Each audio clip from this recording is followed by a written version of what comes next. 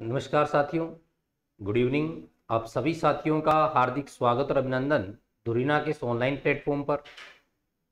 साथियों, इस live session में अपन अकाउंटेंसी सब्जेक्ट को डिस्कस करते हैं। अकाउंटेंसी जो विषय है वो मूलतः अपन आरपीएससी कॉमर्स फर्स्ट ग्रेड के लिए डिस्कस कर रहे हैं, लेकिन इसके अलावा यह सिलेबस जो अपन पढ़ रहे हैं यह उतना ही इंपॉर्टेंट रहने वाला है आरपीएससी जूनियर अकाउंटेंट के लिए, टीआरए के एग्जाम के लिए। इसके अलावा बिजली बोर्ड्स में जितने भी वैकेंसीज हैं जहां अकाउंटेंसी का सिलेबस लगता है वहां इंपॉर्टेंट है। जितने भी यूनिवर्सिटी के एग्जाम्स हैं उन सभी एग्जाम्स के लिए उतना ही इंपॉर्टेंट रहने वाला है। तो अपन इसमें क्या पढ़ रहे हैं अभी? गुड इवनिंग सभी साथियों का हार्दिक स्वागत। अपन अभी किसको डिस्कस कर रहे हैं प्यारे साथियों? अपन अभी डिस्कस जो कर रहे हैं वो वैल्यूएशन ऑफ गुडविल पढ़ रहे हैं, ख्याति का मूल्यांकन अपन पढ़ रहे हैं। अपन बात कर रहे हैं ख्याति के मूल्यांकन की, यानी ख्याति का मूल्यांकन अपन डिस्कस कर रहे हैं। और ख्याति के मूल्यांकन के कॉन्सेप्ट में अपन ने इसके कई सारे मेथड मैंने आपको बताए थे कि बहुत सारे इसके मेथड हैं, लगभग 5 से 6 मेथड हैं जो हमें डिस्कस करने हैं। उनमें से अपन ने फर्स्ट मेथड है वो कंप्लीट कर लिया है साथी। कौन सा था? जो पहला इसका मेथड था वो था वर्षों की क्रय विधि। वर्षों की क्रय विधि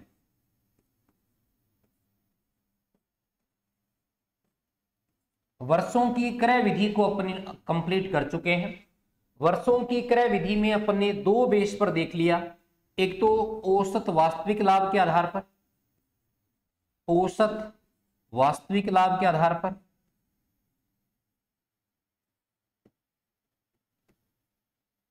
और दूसरा मैंने डिस्कस कर लिया अधिलाभ के आधार पर।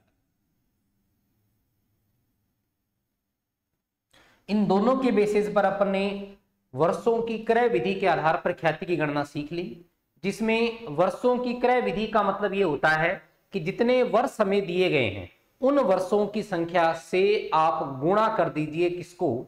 जो लाभ है इन लाभों को, अपने पास गुडविल आ जाएगी। ये लाभ कैसे निकाले जाते हैं इस बारे में अपन चर्चा कर चुके हैं। क्या इसका कॉन्सेप्ट रहने वाला है वो भी अपन पढ़ चुके हैं। आज की क्लास में अपन बात करेंगे सेकंड मेथड की। जो सेकंड मेथड अपना है वो है किस कॉन्सेप्ट पर बेस? लाभों के पूंजीकरण के आधार पर ख्याति की गणना। लाभों के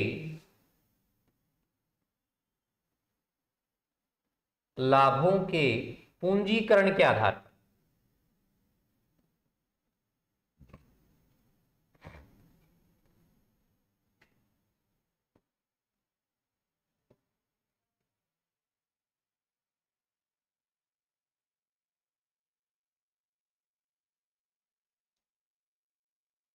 लाभों के पूंजीकरण के आधार पर ख्याति की गणना। पहला प्रश्न अपने दिमाग में ये आता है कि लाभों का पूंजीकरण क्या होता है? लाभों के पूंजीकरण से आशय क्या है? तो साथियों, लाभों का पूंजीकरण होने का मतलब होता है आप जो प्रॉफिट हैं उन प्रॉफिट को कैपिटल में कन्वर्ट किया हुआ मानिए। यानी हम लाभ को एज एक कैपिटल ट्रीट करते हैं और फिर हम ये पता लगाने का प्रयास करते हैं कि हमने उस पर कितना कमाया। वही लाभों का क्या कहलाता है? पूंजीकरण कहलाता है। तो लाभों के पूंजीकरण के कॉन्सेप्ट में सेम 2 बेस हैं जो यहां थे। एक तो लाभों के पूंजीकरण में अपन बेस लेंगे, वो बेस अपन लेते हैं कौन सा? नंबर फर्स्ट जो बेस मैं लूंगा इसमें वो पहला बेस है औसत लाभों के पूंजीकरण के आधार पर। औसत लाभों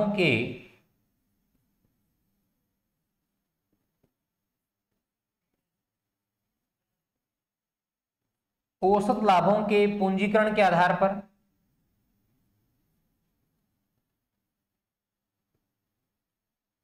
और दूसरा इसका बेस है वो है अधिलाभों के पूंजीकरण के आधार पर।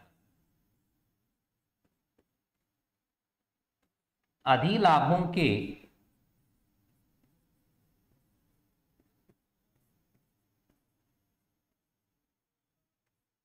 पूंजीकरण के आधार पर। इन दोनों के बेसिस पर अपन गुडविल का वैल्यूएशन यहां पढ़ेंगे, गुडविल की गणना अपन करेंगे। तो चलिए स्टार्ट करते हैं अपन इसी मेथड को। सबसे पहले मैं बात करता हूं औसत लाभों के पूंजीकरण के आधार पर ख्याति की गणना कैसे की जाती है। अपन बात करते हैं नंबर फर्स्ट मेथड में किसकी, औसत लाभों की, औसत लाभों के पूंजीकरण के आधार पर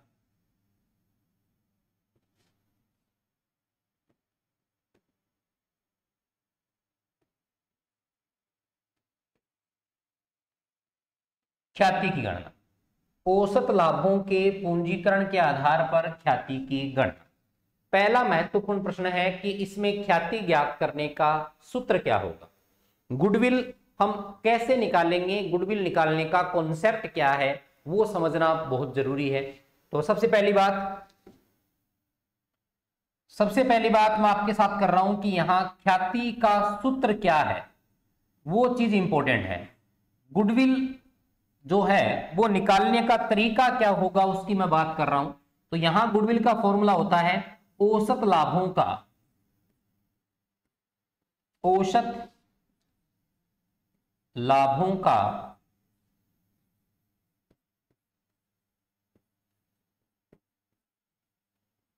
औसत लाभों का पूंजीकृत मूल्य,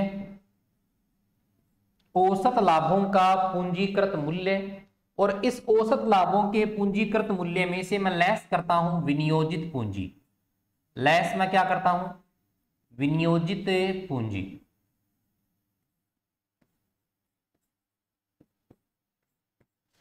इस औसत लाभों के पूंजीकृत मूल्य में से मैं विनियोजित पूंजी को अगर लेस कर देता हूं तो मेरे पास गुडविल का आंसर आ जाएगा, ख्याति का उत्तर मेरे पास आ जाता है। अब देखिएगा मेन बात यह है कि यहां पर औसत लाभों के पूंजीकृत मूल्य से आशय क्या, यही तो महत्वपूर्ण चीज है जो यहां हमें कुछ ना कुछ अलग मिल रही है। औसत लाभों के पूंजीकरण का मतलब क्या, औसत लाभों के पूंजीकरण से आशय है औसत लाभों को आप पूंजी में कन्वर्ट कर दो। औसत लाभों को हमें पूंजी बनानी है, वही औसत लाभों का पूंजीकरण कहलाता है। कैसे बनेगी उसको अपन देखते हैं। देखिएगा इस चीज की जगह मैं इसका पूंजीकरण करने का फॉर्मूला लिख रहा हूं, तो इसको पूंजीकरण करने का तरीका होता है साथियों, क्या फॉर्मूला होता है, फॉर्मूला होता है औसत लाभ, औसत लाभ गुणा करते हैं अपन 100 से और भाग लगाते हैं सामान्य प्रत्याय की दर से। भाग लगाएंगे सामान्य प्रत्याय की दर का, यानी औसत लाभ इंटू 100 बट्टे सामान्य प्रत्याय की दर है। यह किसका सूत्र हो गया, यह औसत लाभों के पूंजीकृत मूल्य का सूत्र हो गया। इसमें से अगर हम विनियोजित पूंजी को लेस कर देते हैं, माइनस मैं कर देता हूं कैपिटल एम्प्लॉयड, लेस मैं कर देता हूं विनियोजित पूंजी, तो मेरे पास किस चीज का उत्तर आ जाएगा प्यारे साथियों, मेरे पास आंसर आ जाता है गुडविल का, यानी ख्याति का उत्तर हमें प्राप्त हो जाता है। बोलिएगा कॉन्सेप्ट क्लियर हुआ कि नहीं हुआ। एक्चुअल एवरेज प्रॉफिट मल्टीप्लाई अपन 100 से करते हैं, भाग अपन लगाते हैं एनआरआर का, नॉर्मल रेट ऑफ रिटर्न का अपन भाग लगाते हैं, लेस करते हैं कैपिटल एम्प्लॉयड, अपने पास गुडविल का आंसर प्राप्त हो जाता है, अपने पास गुडविल प्राप्त हो जाती है। अब एक क्वेश्चन के माध्यम से मैं आपके सामने इसका सॉल्यूशन रख रहा हूं।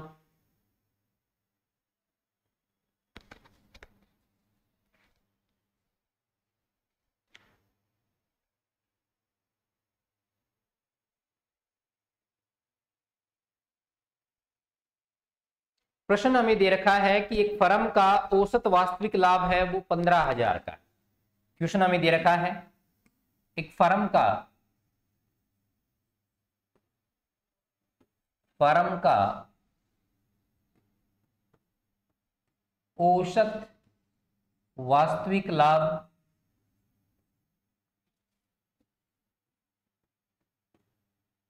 फर्म का औसत वास्तविक लाभ 15,000 रुपए का। फर्म का औसत वास्तविक लाभ कितना दे रखा है? 15,000 रुपए का दे रखा है। फर्म की विनियोजित जो पूंजी दे रखी है,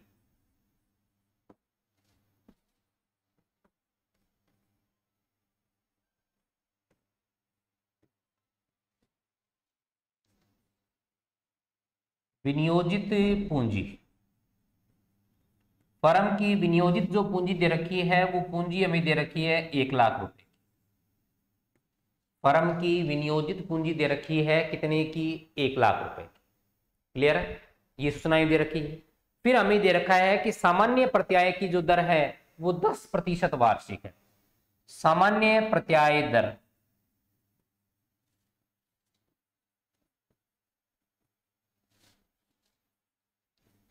सामान्य प्रत्याय दर है वो 10% पर एनम।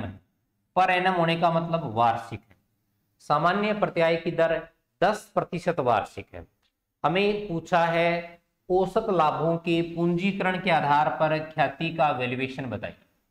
प्रश्न क्या पूछा है?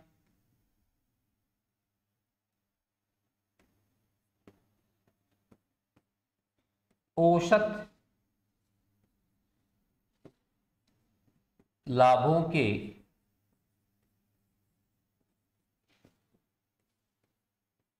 पूंजीकरण के आधार पर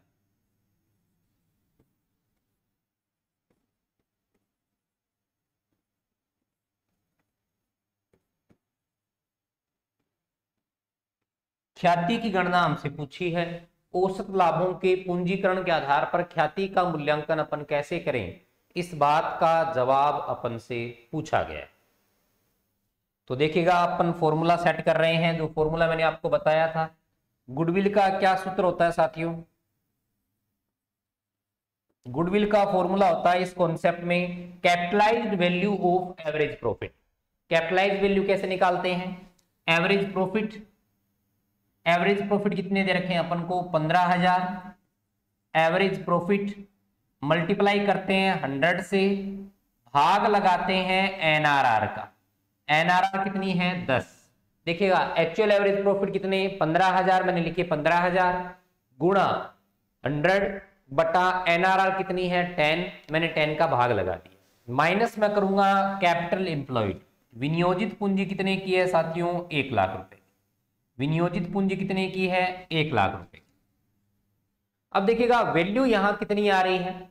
शून्य से शून्य कट गया, ऊपर 15,000 मल्टीप्लाई 10, 1,50,000, 1,50,000 माइनस 1,00,000 गया। अपना उत्तर आ रहा है 50,000। वैल्यू कितने की आ रही है बताइएगा? 50,000 रुपए की वैल्यू आ रही, वैल्यू आ रही है 50,000 रुपए की। ये 50,000 रुपए की जो वैल्यू है वो फर्म की क्या हो जाएगी? गुडविल हो जाएगी। किस मेथड के बेस पर? ये हो जाएगी साथियों, ध्यान रखना, औसत लाभों के पूंजीकरण के आधार पर ख्याति का मूल्यांकन हो जाएगा। औसत लाभों के पूंजीकरण के आधार पर ख्याति का मूल्यांकन हो जाएगा।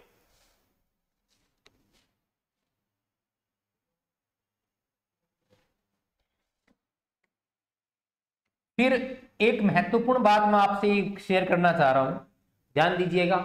कभी भी ख्याति की जो वैल्यू है, गुडविल की वैल्यू, वो न तो कभी माइनस में जा सकती है और न ही इसका मूल्य कभी बराबर आ सकता है। यानी ख्याति का जो मूल्य है वो सदैव प्लस में ही रहेगा। गुडविल की वैल्यू हमेशा पॉजिटिव आएगी, न तो इक्वल आ सकती है न नेगेटिव जा सकती है। ध्यान दीजिएगा, कभी भी प्रश्न में अगर गुडविल की वैल्यू माइनस में आ रही है, इसका मतलब वहां गुडविल की वैल्यू आप शून्य करके आओगे। ये नहीं है कि गुडविल की वैल्यू आपने माइनस में रख दी। जैसे इसी प्रश्न में अगर ये वैल्यू मेरे पास 75,000 आ जाती, ये वैल्यू मेरे पास 1,00,000 है, इन दोनों का अंतर कितना आ रहा है? फिर 25,000 माइनस में आ रहा है। माइनस की कोई जगह नहीं है गुडविल में। गुडविल की वैल्यूएशन सदैव और सदैव किस वैल्यू में की जाएगी? प्लस में की जाएगी। ये आपका फर्स्ट मेथड हो गया। अब मैं सेकंड मेथड अप्लाई कर रहा हूं। सेकंड मेथड कौन सा है? अधिलाभों के पूंजीकरण के आधार पर ख्याति की गणना। अधिलाभों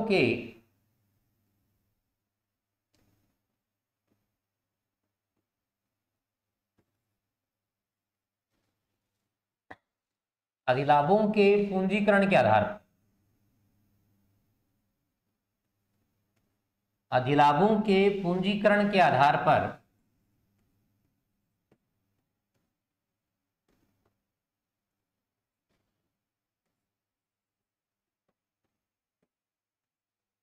अधिलाभों के पूंजीकरण के आधार पर ख्याति की गणना। इस कंडीशन में देखिएगा अधिलाभ जो हैं, अगर आपने गौर किया होगा तो अधिलाभ में अपन एक्चुअल एवरेज प्रॉफिट और सामान्य लाभ का यानी नॉर्मल प्रॉफिट का अंतर लेते हैं। एक्चुअल एवरेज प्रॉफिट और नॉर्मल प्रॉफिट का जो डिफरेंस है, जो अंतर है, वही अपने पास क्या होता है साथियों, अधिलाभ होता है। तो वहां कैपिटल एक्चुअल में पहले से घटी हुई है, तो दोबारा हमें लेस करने की आवश्यकता नहीं है, दोबारा लेस करने की आवश्यकता नहीं है। तो अधिलाभों के पूंजीकरण के आधार पर जो ख्याति का फॉर्मूला बनेगा वो देखिएगा, ख्याति का क्या फॉर्मूला बन जाएगा, यहां ख्याति का फॉर्मूला बनेगा अधिलाभ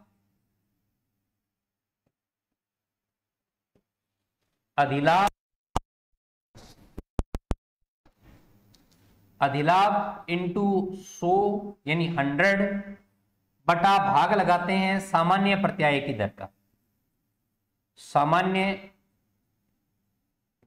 प्रत्याय दर का भाग लगाते हैं।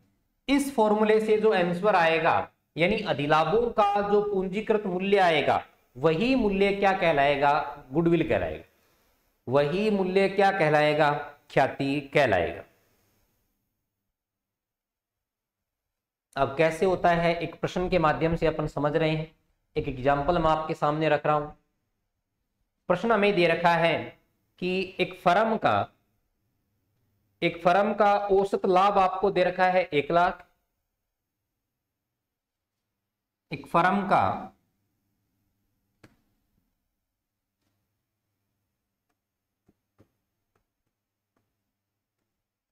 औसत लाभ 1 लाख, सामान्य प्रत्याय की दर 10%, विनियोजित पूंजी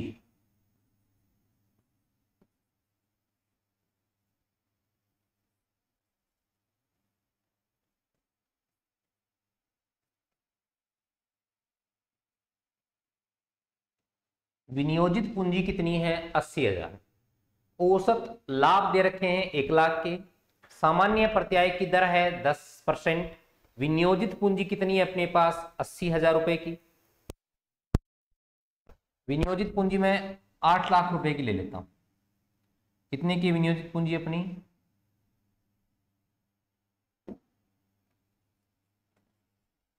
8 लाख रुपए की, क्लियर।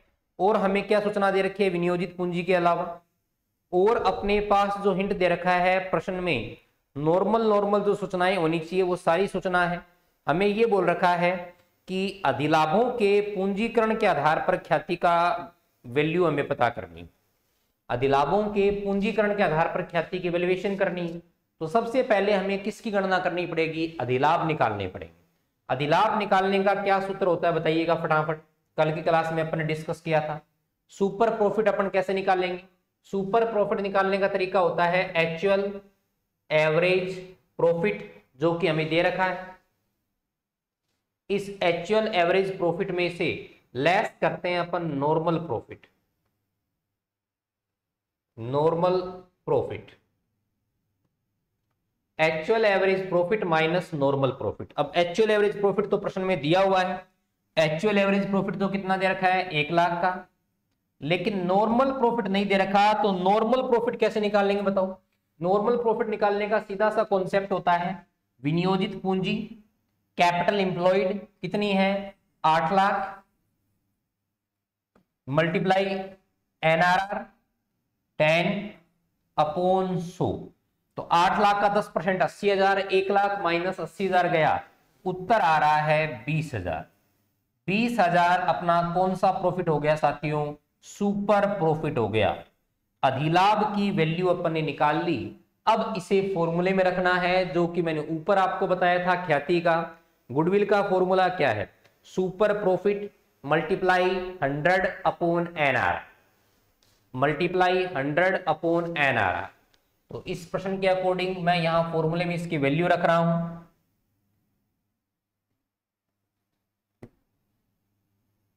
20,000 अपने पास SP आया है इंटू 100/10, तो 0 से 0 कट गया।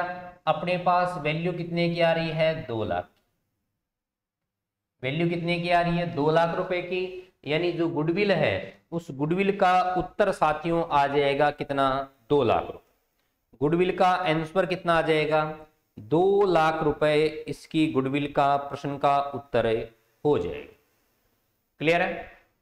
तो समझने वाली बात यह है कि अधिलाभ की कंडीशन में तो अधिलाभ का जो पूंजीकृत मूल्य है वही ख्याति होती है, और जो औसत लाभ की स्थिति में औसत लाभ और औसत लाभ के पूंजीकृत मूल्य और विनियोजित पूंजी का जो अंतर होता है वो ख्याति होती है। तो वो दो बातें मैं नीचे नोट के रूप में लिख देता हूं। ध्यान हमें ये रखना है कि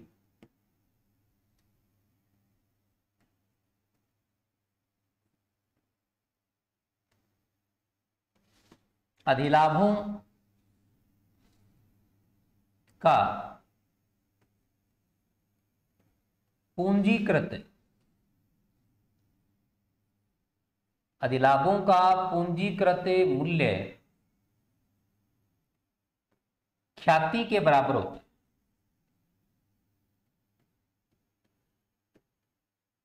अधिलाभों का पूंजीकृत मूल्य ख्याति के बराबर होता है, पहली बात।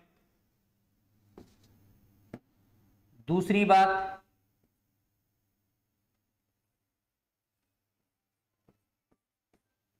औसत लाभों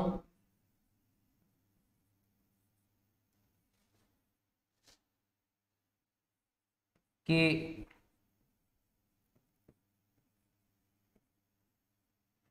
पूंजीकृत मूल्य, औसत लाभों के पूंजीकृत मूल्य व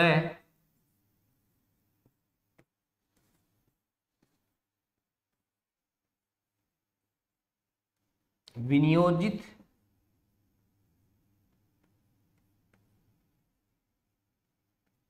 पूंजी का विनियोजित पूंजी का अंतर ख्याति के बराबर होता है।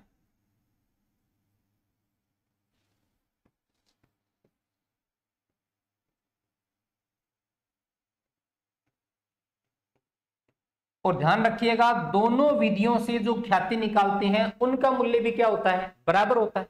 तो निष्कर्ष अपने पास क्या निकला? निष्कर्ष ये निकला कि ऊपर वाली लाइन और नीचे वाली लाइन दोनों का मतलब एक ही है। यानी मैं ये बोल सकता हूं, यहां तीसरे बिंदु के रूप में, निष्कर्ष के रूप में मैं ये कह सकता हूं कि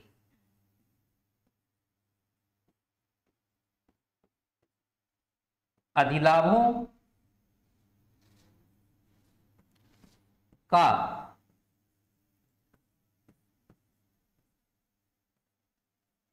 पूंजीकृत मूल्य, अधिलाभों का पूंजीकृत मूल्य व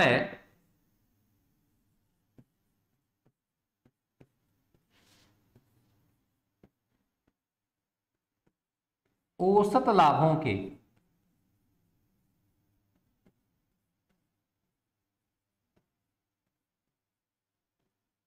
औसत लाभों के पूंजीकृत मूल्य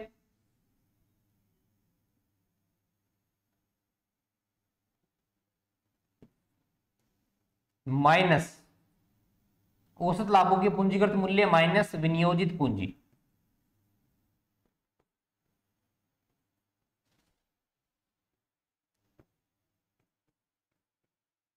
इसका जो मान आता है, ये दोनों चीजें क्या होती हैं? बराबर होती है। यानी पॉइंट संख्या 1 और पॉइंट संख्या 2 दोनों बराबर है।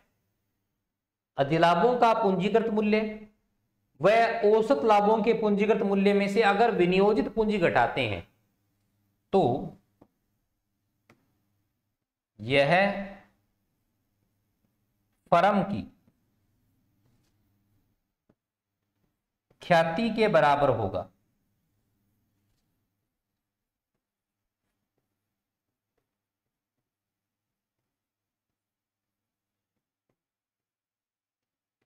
तो यह फर्म की ख्याति के बराबर होगा। यह फर्म की ख्याति के क्या होगा साथियों, बराबर होगा।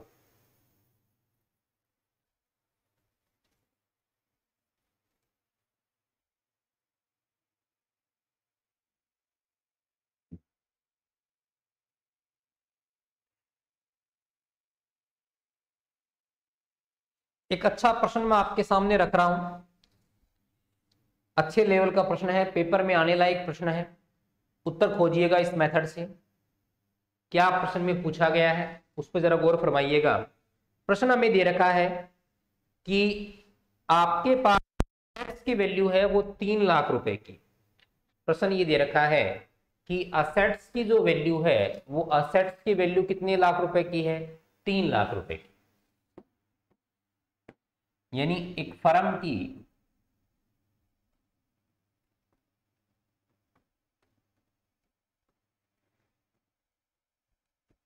संपत्तियां यानी असेट्स, एक फर्म की संपत्तियां यानी असेट्स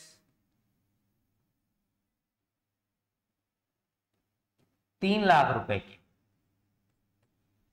एक फर्म की असेट्स यानी संपत्तियां कितने रुपए की हैं, 3 लाख रुपए की। क्लियर है। उसके बाद हमें क्या दे रखा है, इस फर्म की लायबिलिटीज है वो 50,000 रुपए की। लायबिलिटीज हमें दे रखी है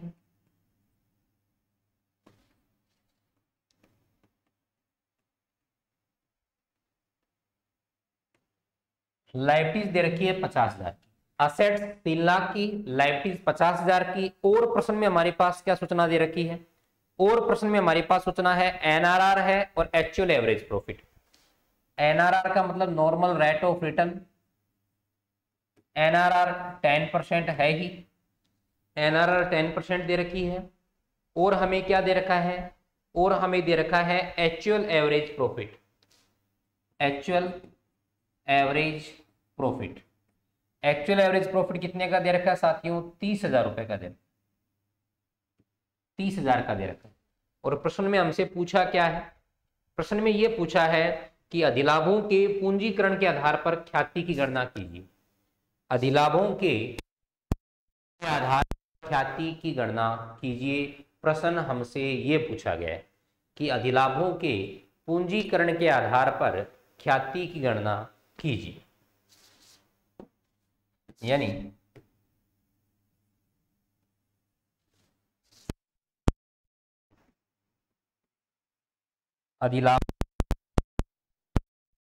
अधिलाभों के पूंजीकरण के आधार पर ख्याति की गणना पूछिए।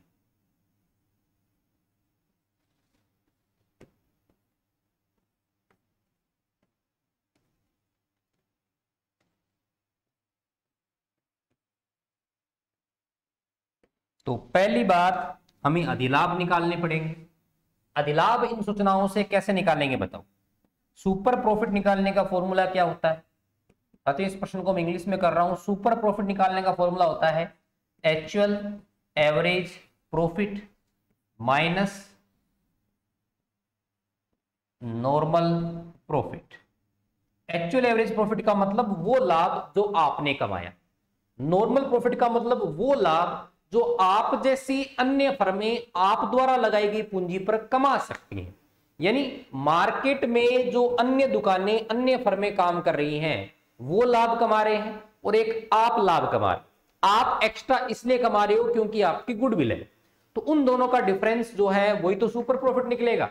तो नॉर्मल प्रॉफिट का मतलब वो लाभ जो अन्य फर्में, बाजार की अन्य फर्में इसी लाभ रेट पर कमा रही है, उसे मैं क्या बोलूंगा, नॉर्मल प्रॉफिट बोलूंगा। प्रश्न को समझिएगा। एक्चुअल एवरेज प्रॉफिट हमें दे रखा है प्रश्न में, कहां है, ये रहा। एक्चुअल एवरेज प्रॉफिट मेरे पास है 30,000 का। मेरे पास नॉर्मल प्रॉफिट नहीं है, नॉर्मल प्रॉफिट कैसे निकलेगा बताइएगा। नॉर्मल प्रॉफिट निकालने का तरीका होता है capital employed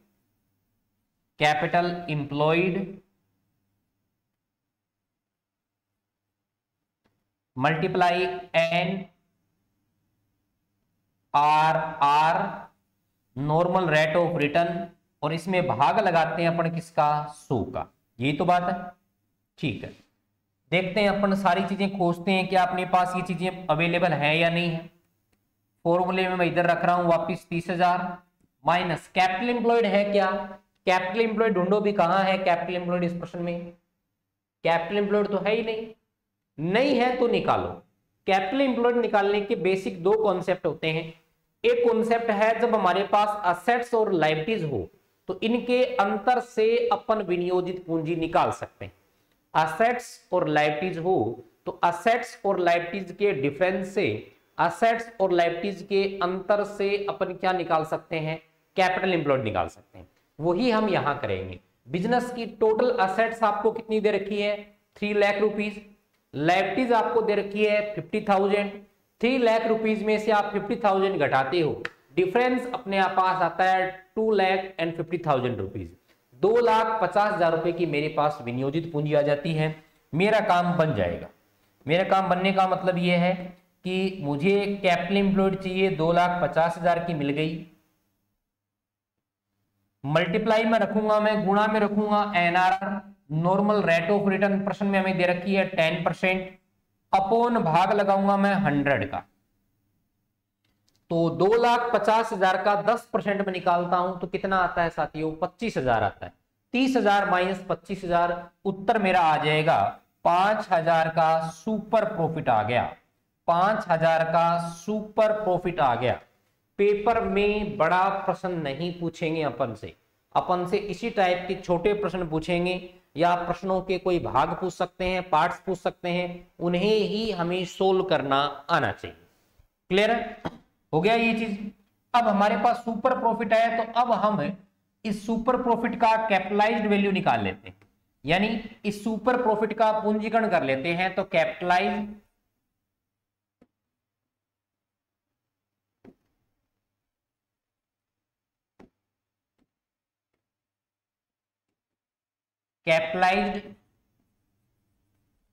value of super profit, यानी अधिलाभों का पूंजीकरण मूल्य है वो अपन निकाल लेते हैं। अधिलाभों का पूंजीकरण मूल्य निकालने का फॉर्मूला होता है सुपर प्रॉफिट इंटू 100 बटा NRR, सुपर प्रॉफिट इंटू 100 बटा NRR, ये तो बात है। तो इस प्रश्न में देखिएगा सुपर प्रॉफिट अपने पास कितना है। सुपर प्रॉफिट की मैं बात करूं तो सुपर प्रॉफिट अपने अभी निकाला था 5,000 का, इंटू 100 बटे NRR आपने अभी तय की थी साथियों 10। 10 से 10 कट गया, वैल्यू आ रही है 50,000। वैल्यू कितनी आ रही है, 50,000 की। और मैंने आपको बताया था सुपर प्रॉफिट का जो पूंजीकृत मूल्य होता है वही किसके बराबर होता है, ख्याति के बराबर होता है। यानी सुपर प्रॉफिट का पूंजीकृत जो मूल्य है वो मूल्य ही ख्याति के बराबर होता है। यानी यहां ख्याति किसके बराबर हो गई, अगर इसी बेस पर मैं देखूं तो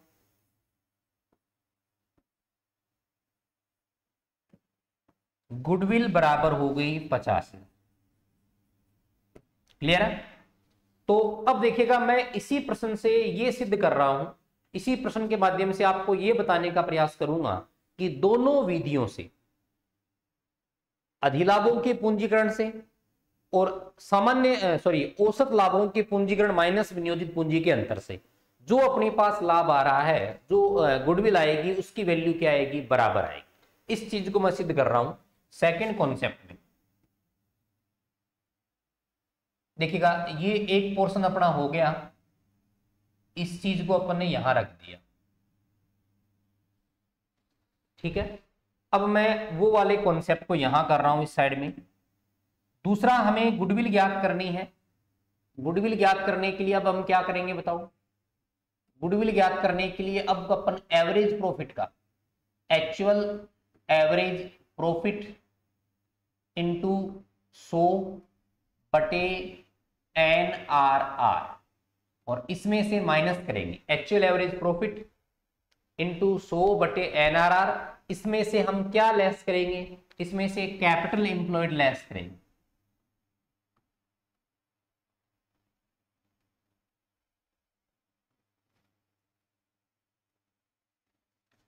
इसमें से कैपिटल एम्प्लॉयड लेस करेंगे।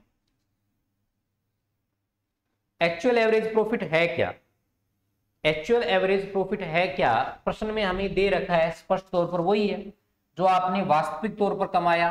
कितना कमाया, 30,000। इस 30,000 को आप 100 से तो मल्टीप्लाई करोगे, भाग लगाओगे 10 का, माइनस कैपिटल इंप्लॉयड हमने निकाली थी इस प्रश्न में कितने की, 2.5 लाख रुपए की। कितने लाख की, 2.5 लाख रुपए की कैपिटल है, वही अपन काम में ले लेंगे। यानी 3 लाख माइनस 2,50,000 की वैल्यू। तो बताइएगा इसका जो डिफरेंस आ रहा है वो डिफरेंस कितना आया, ये 3 लाख माइनस 250 यानी 50,000 की वैल्यू आ रही। कितने की वैल्यू आ रही है, 50,000 रुपए की वैल्यू आ रही है। और ये 50,000 ही किसके बराबर हो जाएगा, गुडविल के बराबर हो जाएगा। यानी आप चाहे औसत लाभों का पूंजीकरण कर लें, चाहे अधिलाभों का पूंजीकरण कर लें, दोनों मेथड से जो गुडविल की वैल्यू आएगी वो वैल्यू साथियों सदैव और सदैव क्या आएगी, इक्वल आएगी। ये हमें महत्वपूर्ण फैक्ट है, वो ध्यान में रखना है, क्योंकि आगे वाला किसी भी टाइप से हमें प्रश्न पूछ सकता है, किसी भी तरीके से घुमा करके आपके सामने प्रश्न रख दे, आप बड़े इजी तरीके से उस प्रश्न को कर लोगे अगर आपने इस कॉन्सेप्ट को दिमाग में रखा तो।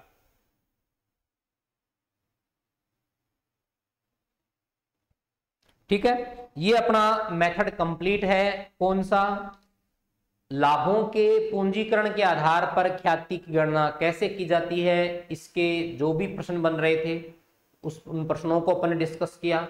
जो भी टॉपिक था उससे संबंधित जो भी छोटे एमसीक्यूज बन सकते थे वो सारे अपने डिस्कस किए। अब देखिएगा एक मेथड को अपन और डिस्कस कर लेते हैं। एक छोटा मेथड है उसके बारे में अपन डिस्कशन करेंगे अभी। क्या है भाई, जो क्रय प्रतिफल विधि से संबंधित है। क्रय प्रतिफल विधि से अपन जिस मेथड की बात करेंगे, यानी अपन बात करेंगे क्रय की गई ख्याति की गणना। हालांकि इसके बारे में अपन पहले पढ़ चुके हैं, लेकिन मेथड की बात कर रहे हैं तो इस मेथड को अपन दोबारा रिवाइज कर रहे हैं।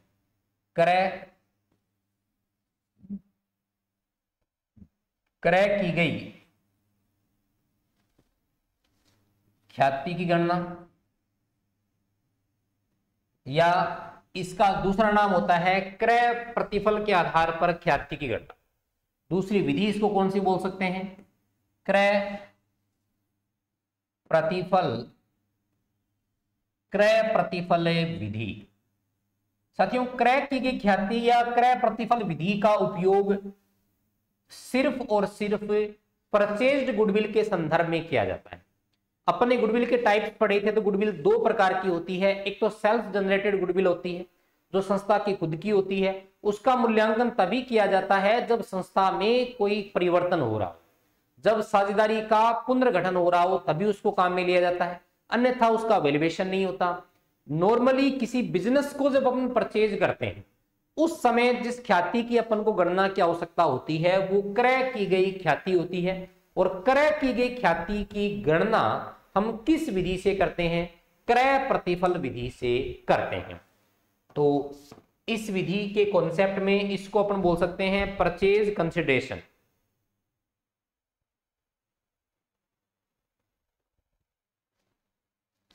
परचेज कंसिडरेशन मेथड के नाम से भी इसको जान सकते हैं। कौन से मेथड को, परचेज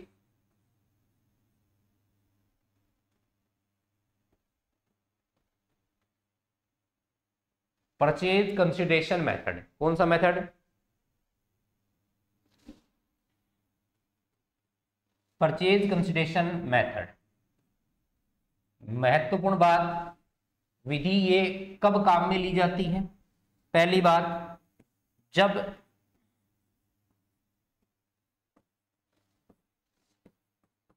किसी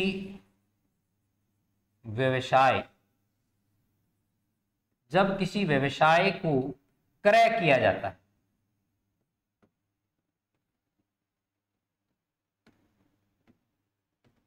जब किसी व्यवसाय को क्या किया जाता है, क्रय किया जाता है, तो उसके संदर्भ में उसकी ख्याति ज्ञात करने के लिए इस विधि का प्रयोग किया जाता है। यहां गुडविल निकालने का सूत्र क्या है, क्रय की गई ख्याति निकालने का सूत्र क्या है, सूत्र इंपॉर्टेंट है। सूत्र होता है क्रय प्रतिफल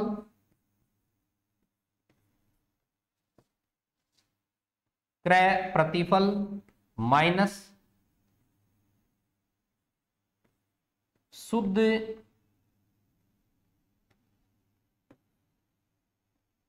क्रय प्रतिफल माइनस शुद्ध परिसंपत्ति।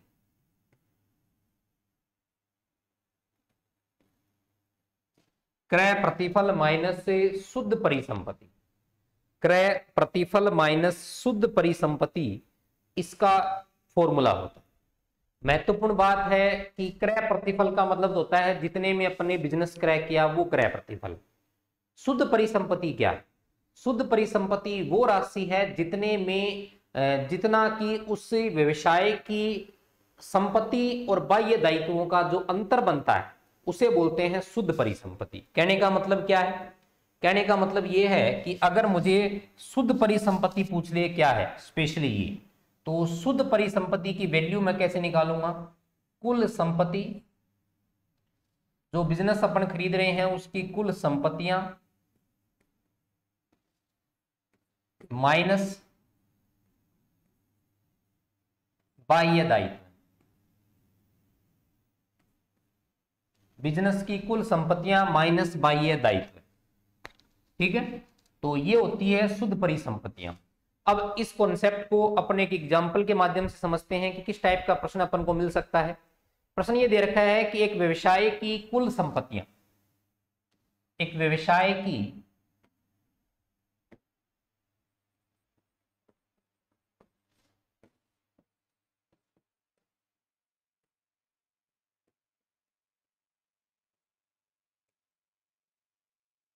एक व्यवसाय की कुल संपत्तियां हमें दे रखी हैं 2 लाख रुपए की, कुल दायित्व दे रखा है 50,000, टोटल असेट्स 2 लाख रुपए की, कुल दायित्व